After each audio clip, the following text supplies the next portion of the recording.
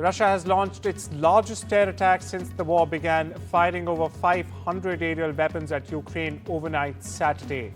Kyiv says 477 drones and decoys, along with 60 missiles, were unleashed, with 475 being shot down.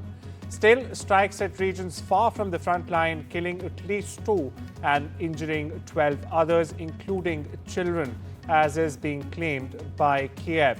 Meanwhile, Ukrainian President Volodymyr Zelensky says the attack proves Putin isn't in fact serious about peace and is in fact urging stronger international support and US air defense systems as well.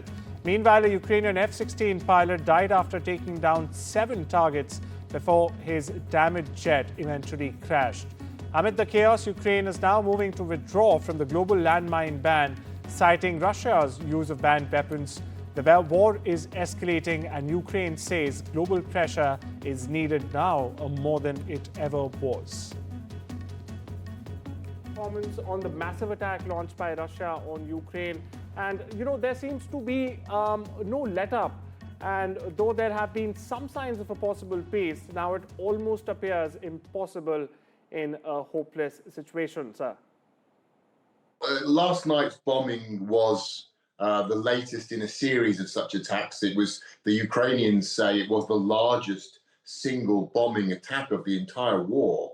Now that's difficult to quantify because Russia uses different types of ordnance in these attacks. So it's hard to compare in terms of quantities, in terms of the drones they use, the different types of missiles and so forth. But it was certainly one of the biggest. And this has been an ongoing trend that we've seen in recent months, essentially since January, since Donald Trump returned to the White House. So clearly, we're not moving towards peace. There's almost no sign that we're moving toward any sort of settlement. On the contrary, Russia is escalating its air attacks. The volumes we're seeing now are around double what we were seeing last December before Trump was inaugurated.